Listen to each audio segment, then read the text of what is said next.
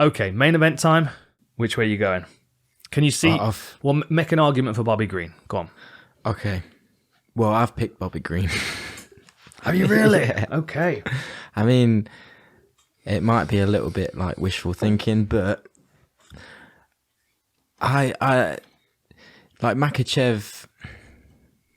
I just think Bobby Green's really good at evading, and I've just got this image in my head of him being able to avoid being quick enough to like avoid the takedown and catch Makachev with something. And I think he's going to be so aware of the takedown that, and it's a short notice fight, but he's in fighting shape. He only fought a couple of weeks ago. Yeah, I think he can evade him and catch him. Yeah, or something. Yeah. I mean, he did that to Iaquinta. You know, he did. That was what I was looking at because the only difference, because I think Iaquinta is a little bit like lower down, a little more kind of boxing stance, I guess. Yeah, bit heavy on his leader leg. Yeah, lead leg. Yeah, and he was able to draw Iaquinta into like a fight, into his world kind of thing. And I think Makachev is probably a little bit too smart for that. But I do think Bobby Green's striking and his awareness will allow him to catch him with something. Yeah. See, if ever there's a time for Bobby Green to win this fight, it's after he's come off the performance that he did. When his confidence is up and his timing's there, because he was teeing off on Haqparast, as much as he wanted. The one thing I will say though is that Bobby Green can look like a world beater if he's got the right opponent in front of him, right? So Haqparast, he looked like a world beater against Haqparast because Haqparast stands in boxing range and he's only really bothered about boxing with him. In which case, you're not going to beat Bobby Green at that game because he's too fast and he's too experienced at the boxing range. It looks to me like he doesn't really train kickboxing at all. It looks to me like if he throws a kick, it's because he only does it in sparring, and he doesn't like drill anything else other than boxing.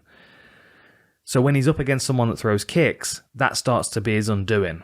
And this is where Makachev's very good, I think, because if you look at everybody else in Makachev's team, I would say that none of them have got the striking skills that he has. And I don't know whether that's because of that loss that he took against Martins, because he was reckless in that fight and he ran onto a punch. But since then, he's been far calmer, and he tends to lead with a kicking game. And if he starts out cutting the cage down and forcing Bobby Green up against the fence with his kicks, Bobby's not going to be able to respond very much because he kind of gets a bit stifled when people kick. It's like, okay, kick and then come into punching range so I can hit you. Like, he had that same problem against Fiziev. He had that same problem against Lando Venata in that fight as well. I know you won the Lando Venata fight, but moments in that fight where he looked vulnerable was where Venata was kicking the shit out of him. And my concern is that Makachev's not going to be the opponent that Bobby Green needs to be to look good. Right? Yeah. Like I can see Bobby Green doing what he did to Iaquinta, but I can see that because it's the only way I can see him winning. It's him backed up against the fence, slips a shot, slips a head kick, and then catches him with an uppercut on the way in, or catches him with a couple of shots in the flurry, and then sprawls and gets the TKO where Makachev's not quite got his consciousness back. But that's the only way I can see Bobby Green winning. Yeah, that's basically what I thought. That's the only way. Yeah. But I'm gonna latch onto that and fair play. Yeah, fair play. I like Islam's so good, and it is hard to go against him. Well, I mean, there are some things that go in his favor. First of all, Makachev doesn't fight over 5 rounds. And Bobby Green, as you said, is in fight shape, and he looked like he could have continued. I mean, he ran to the cage, he did 15 minutes, made it look easy, and then ran back out again, fucking fist bumping everybody on the way.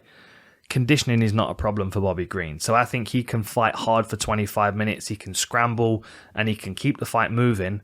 But if he finds himself stuck on the floor, I can see him getting just mauled by Makachev. The cycle that he might get caught in is that one that Makachev uses so well, where he's got people up against the fence, and every time they try and turn and get up, he grabs that Dagestani handcuff around their back and keeps breaking them down. And I think we'll see Bobby Green talking to the referee, trying to get it stood up, and I think he'll be shit-talking and slapping him and stuff, but I think he's going to struggle to get back to his feet. and I don't know whether that's going to be hard for Makachev to maintain over 25 minutes, or if he's able to find the finish in the first 15. But that's the thing. If I'm Bobby Green, is I've just got to keep him moving, got to keep him working. Let me test his 25-minute gas tank, because that might be it might even just be there might be a little bit of a psychological question in his mind of how he will do over 5 rounds. Because, being prepared for 5 rounds in the gym and actually stepping into the cage and doing 5 rounds is a different thing. I'm just going down his record and seeing if he's ever fought over 5 rounds before. Certainly not in the UFC. Thing is, as well, with Bobby, like, I feel like he's took this, because there was such a big hype around him after the that Haqparast went, yeah, because it was so impressive. I feel like he's took this fight because he's getting on now, isn't he? He's like, what, is he 35? Yeah. I feel like this is like if I don't do it now, when am I going to do it? And it's, fair play for jumping in against. Yeah. And like, you look at his record as well. I mean, 29 wins and 12 losses. Like, he's not bothered about those losses. He's not bothered. Like, he's there to have a scrap and to make some money, and he's riding it till the wheels fall off. It's a bit like what we were saying about Jim Miller. Like, he's found a rhythm in his game now because he's not really that bothered about what the next fight means to the one after. And that's a weird pressure that follows you all the way through your career. And, like, I remember feeling it all the way through my career before I got to the UFC, because I win this one now, and then that opens up a better opportunity for the next one that gets me a bit closer. So you're always thinking how this next fight affects the ones after and what direction it takes you. Like, Jim Miller's career is behind him. Like, Bobby Green's career is effectively behind him. Like, he's 35. He might have a couple of 3 more years to fight, but I don't think he will. I think he'll have a couple more, and then a couple more years of it, and then he'll step out. So this is his last sprint. This is his last run at the title. Like, the UFC are never going to market him. They're never going to want him to fight for the belt because he's not 29 and 12, and he's a bit of an outlier. He's got his head tattooed and he's got an attitude, and you can't guarantee he's going to say what you want him to say on the mic. He's never going to get the opportunities that other fighters will get, but taking ones on short notice like this, that's how you change things. Like, Michael Bisping became a world champion by taking a fight on short notice. Every now and then you can change the fate of your career by being brave. And I definitely think this is a brave move for him, because this could be Islam Makhachev's Khabib against Michael Johnson, where he's got him bound up against the fence and he's beating him up and saying, I have to win. I have to fight for the title. I could see that happening. And Makachev just really making an example of him and really putting the fear of God in everybody else in the division. Like, at the end of this fight, Beneil Dariush might be sitting there in his head thinking, yeah, oh shit, like, I was prepared, but I wasn't prepared for that guy. I think Makachev's he's gonna hurt him with kicks, and he's gonna maul him.